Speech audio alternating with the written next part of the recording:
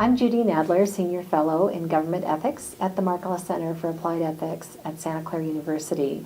And I'm here today with Dan Schnur, who is the director of the Jesse M. Unruh Institute of Politics at the University of Southern California, and Rich Robinson, who is the founder of Robinson Communications.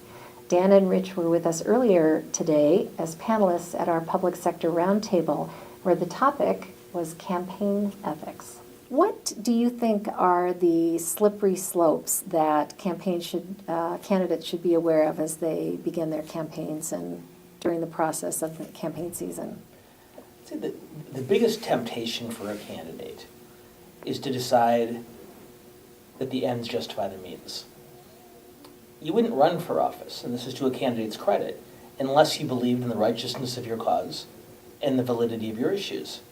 And at a certain point along the way in the campaign, you begin to think that those policy and those issue outcomes are so important that maybe you can cut a couple of ethical corners along the way.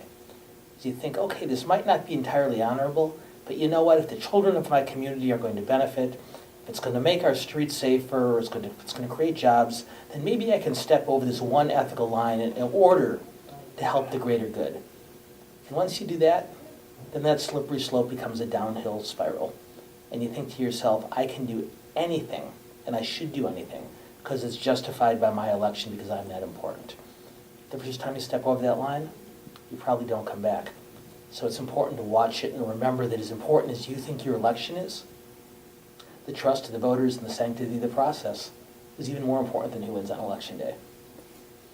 Yeah, in fact, you can win a battle and lose a war.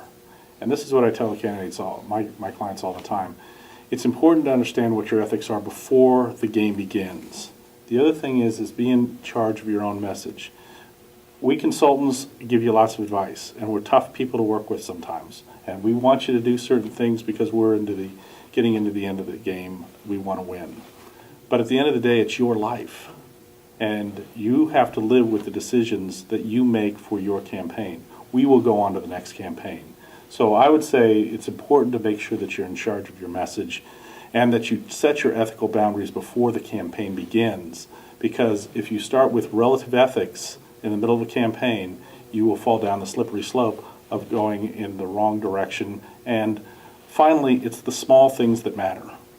You know, you will get caught doing things on the small things, so you have to think about ethics constantly about what, in terms of moving forward.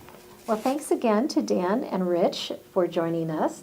For more information about campaign ethics and government ethics, please visit our website.